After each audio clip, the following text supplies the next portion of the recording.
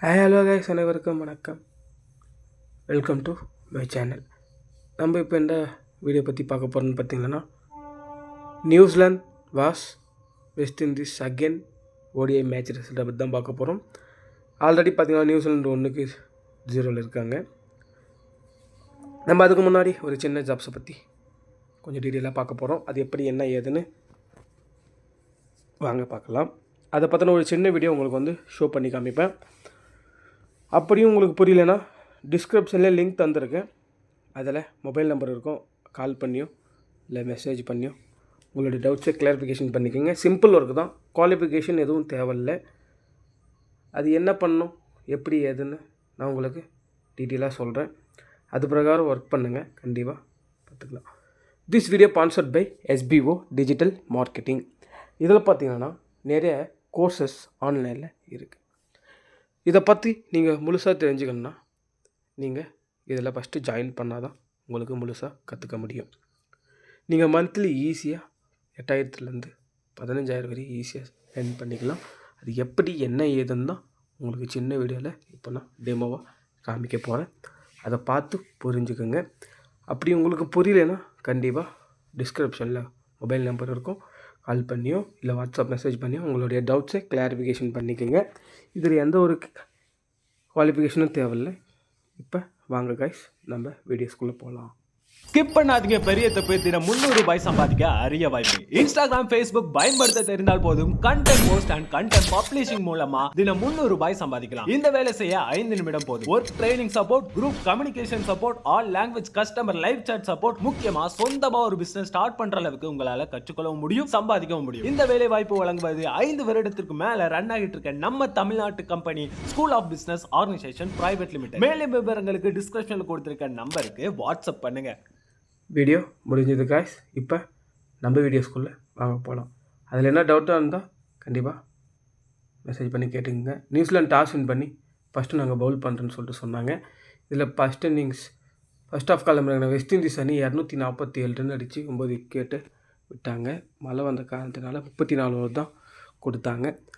ரொம்பவே பார்த்திங்களன்னா சிறப்பாக விளையாடினார் ஷாய் ஹோப். 109 ரன் அடித்தார். நாட் அவுட்டாக இருந்து 69 பந்தில் 109 ரன் அடித்தார். சாம்பல் 4 ரனில் அவுட் ஆகிட்டார். அகஸ்டி 22 ரனில் அவரும் அவுட் ஆகிட்டார். கார்டி 7 ரனில் அவரும் தன்னோட விக்கெட்டை விட்டார். ருத்தர்ஃபோர்ட் 13 ரனில் அவரும் தன்னோட விக்கெட்டை விட்டார். அடுத்தடுத்து விக்கெட் விட்டு ரொம்பவே சுமாராக தான் விளையாடினாங்க பேட்ஸ்மேன்.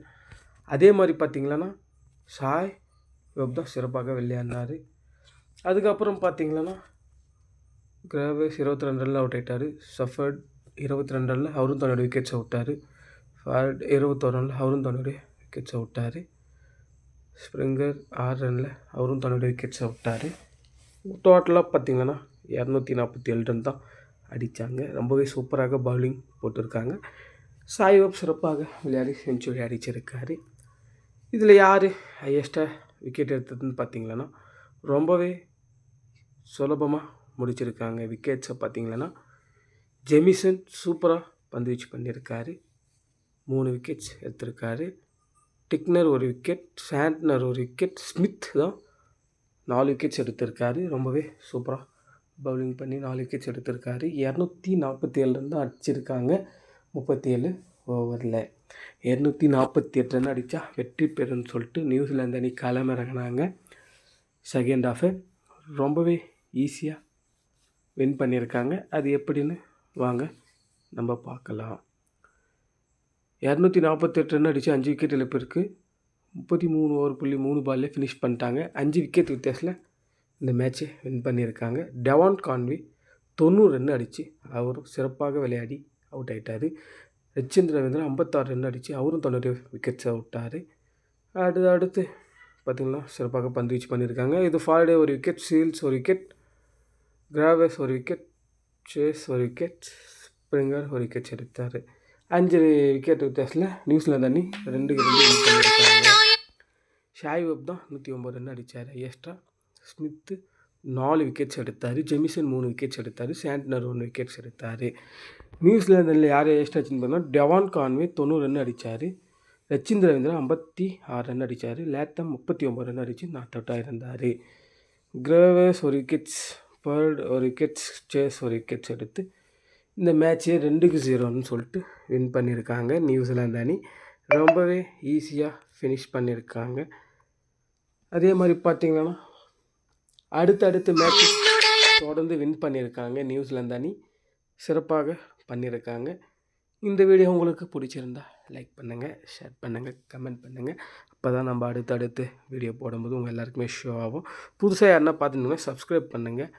தேங்க்யூ.